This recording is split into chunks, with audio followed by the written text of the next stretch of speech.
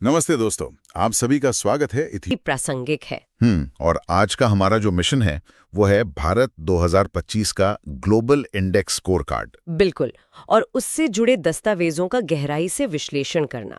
देखिए, इन सूचनाओं को खंगालने पर एक बहुत ही दिलचस्प चीज सामने आती है। वो इंडियन पैराडॉक्स वाली बात, राइट? हाँ, बिल्कुल। भारतीय विरोधाभास। अगर हम इसे एक तस्वीर के रूप में देखें तो भारत का जो विकास मॉडल है वो कुछ कुछ एक हाई स्पीड ट्रेन जैसा लग रहा है। बहुत ही सटीक एनालॉजी है।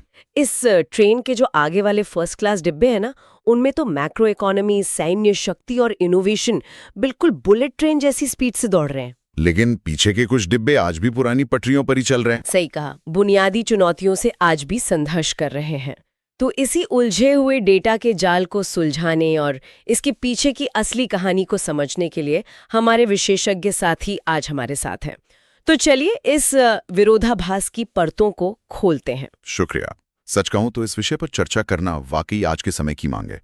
जब हम इन ग्लोबल इंडेक्स को देखते हैं तो अक्सर हमारी चर्चा सिर्फ रैंकिंग तक ही सिमट कर रह जाती है। हाँ, कि कौन सा देश ऊपर गया और कौन नीचे आया। बिल्कुल, लेकिन इन नंबरों के पीछे पूरे समाज की दिशा तय हो रही होती है। जो पैटर्न आज उभर कर आ रहा है वो सिर्फ भारत के लिए ही नहीं, पूरी दुनिया के लिए केस स्टडी है ना? जी, एक बहुत बड़ी केस स्टडी है।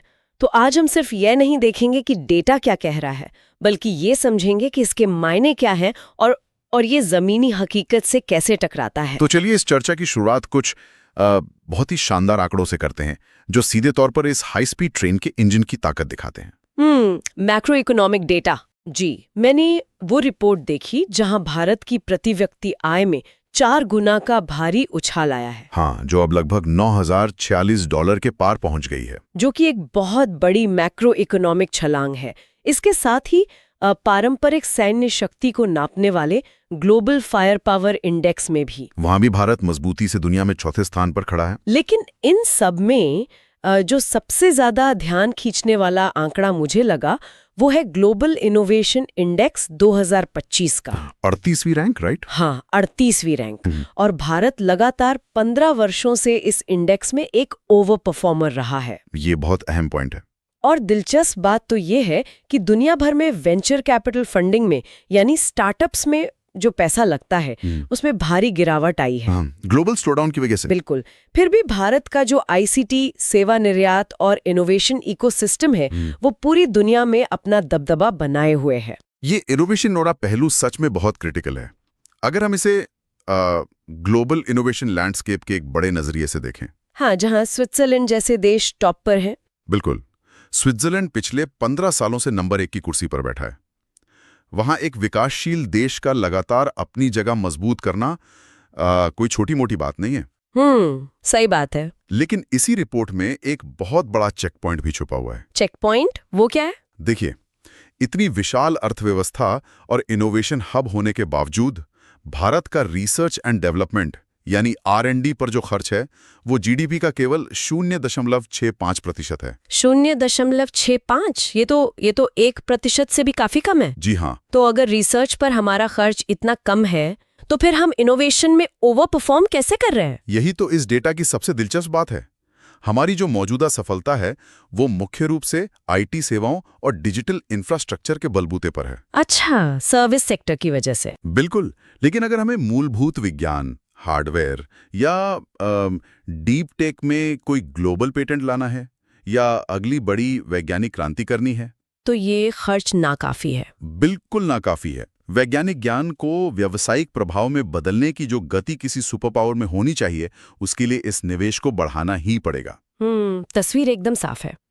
और जब हम विकास की बात करते हैं ना तो इकोनॉमी के साथ साथ एक और बड़ा पैमाना आता है, गरीबी उन्मूलन, जो कि सबसे जरूरी है। और यहाँ नीति आयोग और विश्व बैंक का डेटा एक बहुत ही सकारात्मक कहानी बयां कर रहा है। मल्टी डायमेंशनल पॉवर्टी इंडेक्स के आंकड़े, सही कहा आपने। जी, इसके अनुसार लगभग 24.82 करोड़ भारतीय गरीबी के चंगुल से बाहर आए हैं।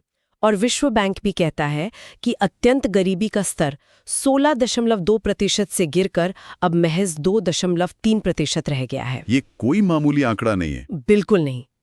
ये करोड़ों परिवारों के जीवन स्तर में आया एक बुनियादी बदलाव है। और इन नंबरों की असली अहमियत हमें तब समझ आती है जब हम देखते हैं कि ये बदलाव आखिर आ कहाँ से रहा है। अच्छा, राज्यों के स्तर पर। हाँ, ऐतिहासिक रूप से देखें तो उत्तर प्रदेश, बिहार और मध्य प्रदेश जैसे राज्य गरीबी के मामले में सबसे बड़ी चुनौती माने जाते रहे हैं।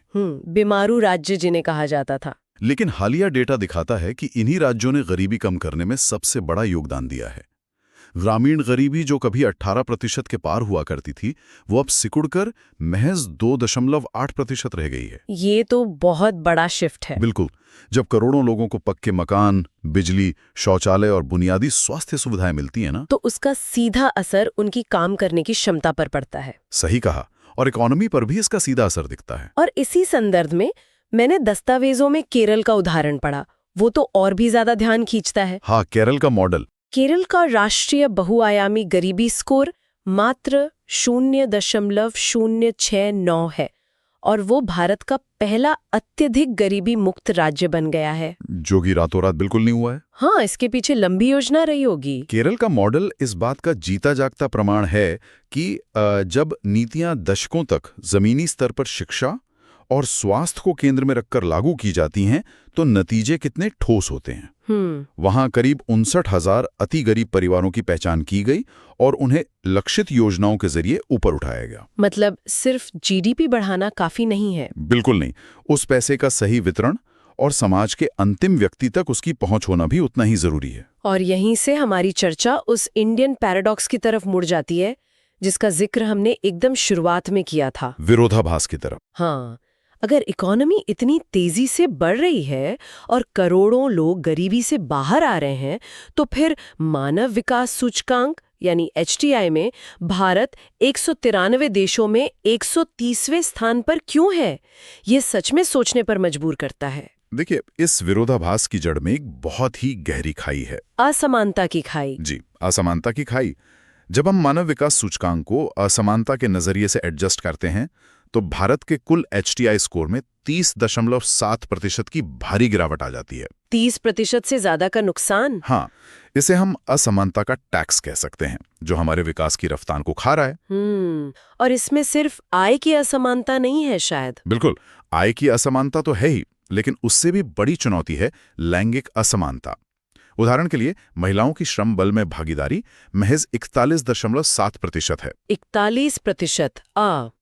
इसे अगर आसान शब्दों में समझा जाए तो यह ऐसा है जैसे कोई 2 इंजन वाला विमान सिर्फ 1 इंजन के भरोसे लंबे उड़ान भरने की कोशिश कर रहा हो। एकदम परफेक्ट एनालॉजी है ये। अगर आधी आबादी आर्थिक विकास के मुख्य इंजन का हिस्सा ही नहीं है, तो मानव विकास के आंकड़े स्वाभाविक रूप से पीछे ही रहेंगे। सही बात है। और देखिए, ये सिर्फ पैसे या रोजगार तक सीमित नहीं है। इसका सीधा असर समाज की मनोवैज्ञानिक स्थिति पर भी पड़ता है। मनोवैज्ञानिक स्थिति से आपका मतलब खुशी और मानसिक स्वास्थ्य से है? हाँ, जब हम विश्व प्रसन्नता रिपोर्ट या वर्ल्ड हैप्पीनेस रिपोर्ट को देखते हैं, तो वहां भी कुछ ऐसे ही अप्रत्याशित आंकड़े हमें मिलते हैं। हाँ, वो खुशी वाले आंकड़े तो सच में हैरान करने वाले थे। भारत 118वें स्थान पर है, जबकि पड़ोसी देश जैसे नेपाल 92 रैंक पर और पाकिस्तान 109 रैंक के साथ हमसे आगे हैं। और फिनलैंड लगातार 8वें साल टॉप पर है। लेकिन यहाँ एक और पेचीदा बात है जो डेटा में सामने आती है। वो क्या? स्वेच्छा से दान देने और उदारता के मामले में भारत दुनिया में 10वें स्थान पर है। अरे वाह, टॉप 10 में। ये तो बहुत बड़ा कंट्रास्ट है। यही वो बिंदु है जहां हमें इन सूचकांकों के भीतर झांकना होता है। उदारता और दान देना हमारी भारतीय संस्कृति का एक गहरा हिस्सा है, तो इसलिए हमारा टॉप 10 में है। जी। लेकिन खुशी को मापने के लिए जो दूसरे पैमाने हैं ना, जैसे कि सामाजिक समर्थन या सोशल सपोर्ट, वहां हम पिछड़ जाते हैं। बिल्कुल। आज के शहरीकरण और तेज भागती जिंदगी में जब कोई मुसीबत में होता है, तो क्या उसके पास भरोसा करने के लिए कोई कम्युनिटी या समर्थन मौजूद है? लोगों का आपसी जुड़ाव कम हो गया है। तेज आर्थिक विकास अक्सर लोगों को उनके पारंपरिक सामाजिक ढांचों से दूर कर देता है, जिससे मानसिक तनाव और अकेलापन बढ़ता है। तो मतलब जीडीपी तो बढ़ रही है, लेकिन वो सीधे तौर पर खुशी में तब्दील नहीं हो पा रही है। यही सबसे बड़ा मुद्दा है।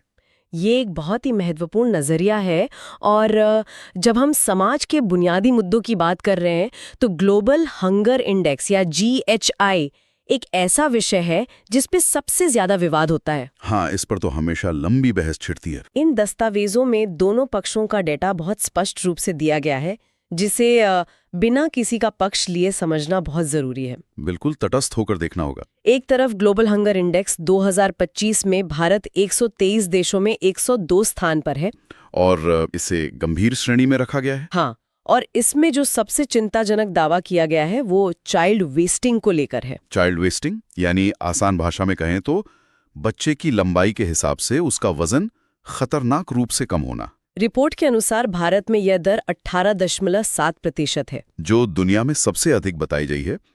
इसके साथ ही अल्पपोषण और चाइल्ड स्टंटिंग यानी उम्र के हिसाब से लंबाई कम होना, इसके आंकड़े भी काफी ऊंचे हैं। ये तो हुआ रिपोर्ट का एक पहलू, लेकिन तस्वीर का दूसरा पहलू भी है जो पूरी तरह से अलग कहानी बताता है। भारत सरकार इन वैश्विक आंकड़ों का कड़ा विरोध करती है और इस इंडेक्स की जो कार्य प्रणाली है यानी मेथोडोलॉजी, उस पर ही गंभीर सवाल उठाती है। सरकार का तर्क यह है कि इस सूचकांक को तैयार करने के लिए जो सैंपल साइज लिया जाता है वो बहुत ही छोटा है।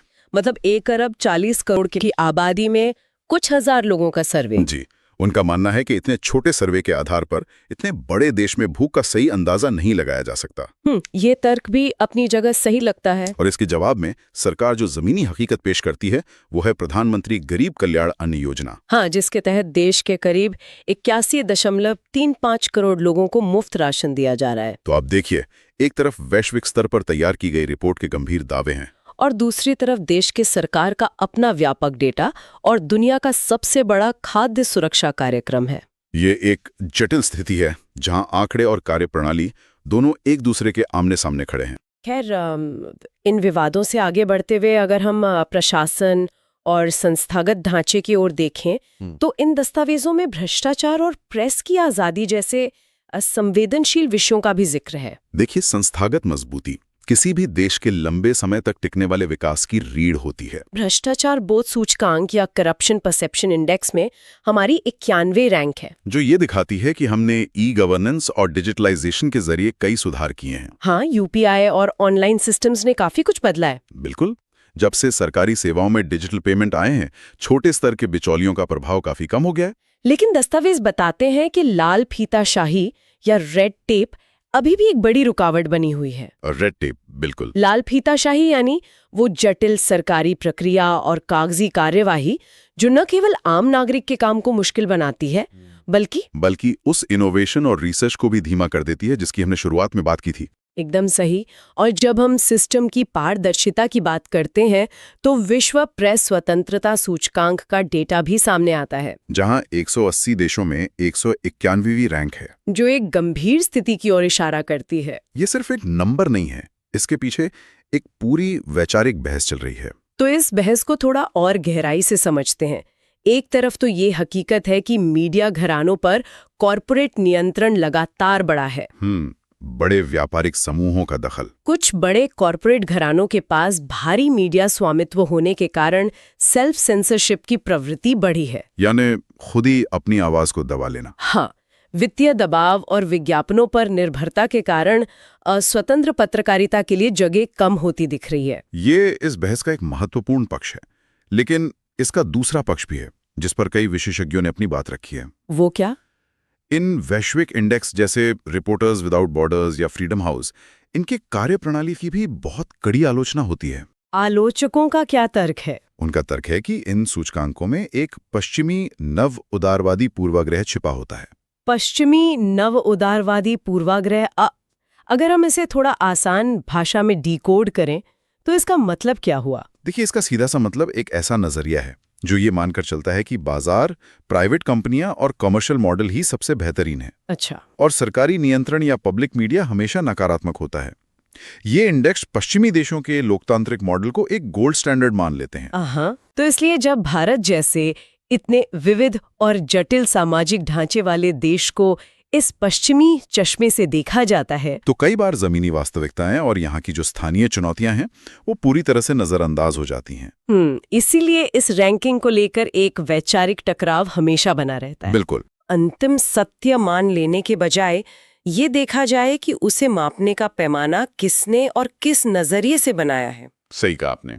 अब अगर हम भविष्य के परिदृश्य की ओर बढ़ें, दस्तावेजों में एक ऐसे खतरे की ओर इशारा किया गया है जो हमारी अब तक की सारी प्रगति को उलट सकता है। जलवायु संकट और गरीबी का संगम। हाँ, ये आज के समय का सबसे बड़ा और सबसे वास्तविक खतरा है। डेटा स्पष्ट रूप से चेतावनी देता है कि दुनिया भर में लगभग 887 मिलियन लोग जो पहले से ही बहुआयामी गरीबी का सामना कर रहे हैं, वो जलवायु आपदाओं के सीधे निशाने पर हैं। बिल्कुल। अत्यधिक गर्मी, बाढ़ और सूखा। अब आप भारत के संदर्भ में सोचिए। हमने पिछले 1 दशक में करोड़ों लोगों को गरीबी से बाहर निकाला है जी। लेकिन अगर बेमौसम बारिश या भयंकर सूखे के कारण कृषि आय पूरी तरह तबाह हो जाती है तो क्या होगा? वो सारे परिवार वापस उसी गरीबी के चक्र में धकेल दिए जाएंगे।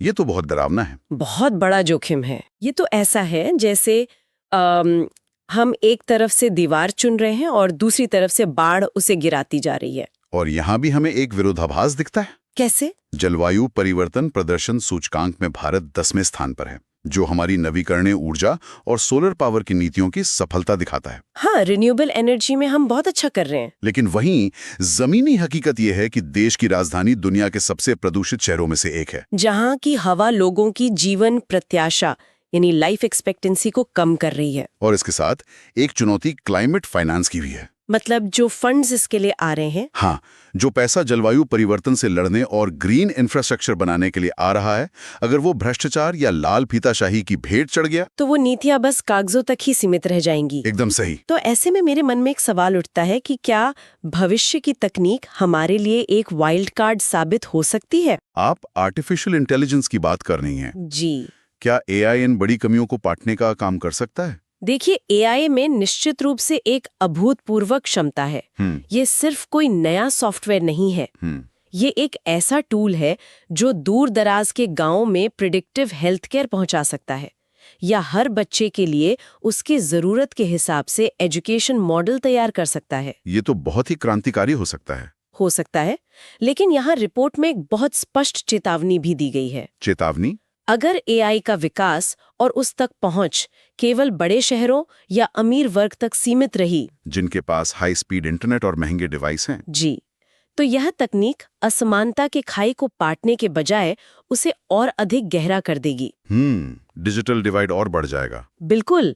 अगर एक ग्रामीण छात्र के पास बुनियादी इंटरनेट ही नहीं है, तो एआई उसके लिए एक पुल नहीं बल्कि एक और दीवार बन जाएगा। इसीलिए भविष्य के लिए एक एकीकृत दृष्टिकोण यानी इंटीग्रेटेड अप्रोच की बात की गई है, जहां तकनीक का विकास, स्वास्थ्य, शिक्षा और जलवायु नीतियां अलग अलग सिलोज में काम ना करें। बिल्कुल सही। बल्कि एक साथ मिलकर एक समावेशी समाज का निर्माण करें। बिल्कुल सही। तो अगर हम आज की इस पूरी चर्चा मंच पर अपने झंडे गाड़े हैं, मैक्रो विकास की बात करें तो? हाँ, अगर हम मैक्रो लेवल की बात करें तो आंकड़े हैरान करने वाले हैं। ग्लोबल फायर पावर इंडेक्स को ही ले लीजिए। ये दुनिया भर के देशों की सैन्य शक्ति मापता है और इसमें भारत आज 4थे स्थान पर है। ये एक बहुत मजबूत स्थिति है। बिल्कुल। और सिर्फ हथियारों की बात नहीं है, ग्लोबल सॉफ्ट पावर इंडेक्स में भी हम 30वें स्थान पर मजबूती से खड़े हैं। ये हमारी संस्कृति, योग और ब्रांड इंडिया को मापता है। लेकिन यहाँ जो बात सबसे आकर्षक है वो यह है कि हमारी सबसे बड़ी छलांग इनोवेशन में आई है। हाँ, ग्लोबल इनोवेशन इंडेक्स, इसमें हम दुनिया में 38वें स्थान पर हैं। जी, और सबसे बड़ी बात यह है कि निम्न मध्यम आय वाले देशों की श्रेणी में हम पहले नंबर पर आते हैं। भारत लगातार 15 वर्षों से इनोवेशन के मामले में ओवर परफॉर्मर रहा है। मतलब अपनी क्षमता से ज्यादा बेहतर प्रदर्शन। बिल्कुल। और इसके पीछे हमारे सूचना और संचार तकनीक के निर्यात और हमारा विशाल यूनिकॉर्न इकोसिस्टम है। यूनिकॉर्न मतलब वो स्टार्टअप जिनकी वैल्यू $1 बिलियन से ज्यादा हो गई है। हाँ, इन सब ने मिलकर एक नई आर्थिक तस्वीर गढ़ी है, मानव विकास सूचकांक। हाँ, HDI। जब हम इसकी तरफ देखते हैं तो एक बहुत बड़ा विरोधाभास सामने आता है। 2025 की रिपोर्ट के अनुसार 193 देशों की सूची में भारत आज भी 130वें स्थान पर है। मध्यम मानव विकास की श्रेणी में। और आप विरोधाभास देखिए, जीवन प्रत्याशा बढ़कर 72 वर्ष हो गई है, स्कूली शिक्षा 13 वर्ष है, प्रति व्यक्ति आय 4 गुना बढ़कर $9,046 हो गई है। जी। तो फिर इतने मजबूत विकास के बावजूद हम 130वें नंबर पर क्यों अटके हैं? इस विरोधाभास को समझने के लिए हमें उस शब्द को समझना होगा जो हमारी सबसे बड़ी रुकावट है। क्या? अगर हम इस चर्चा को एक बड़े परिप्रेक्ष्य में देखें, तो भारत और विकासशील दुनिया आज एक दोराहे पर है। हम लगातार इन रैंकिंग्स में ऊपर चढ़ने की होड़ में लगे हैं, जीडीपी बढ़ा रहे हैं, सैन्य शक्ति बढ़ा रहे हैं। हाँ। लेकिन खुशी की तलाश ही सुशासन की तलाश है। अगर इतने बड़े आर्थिक और तकनीकी विकास के बावजूद एक समाज के रूप में हमारी प्रसन्नता का स्तर कम है, तो क्या हमें इस बात पर फिर से विचार नहीं करना चाहिए कि हम प्रगति को किन पैमानों पर माप रहे हैं?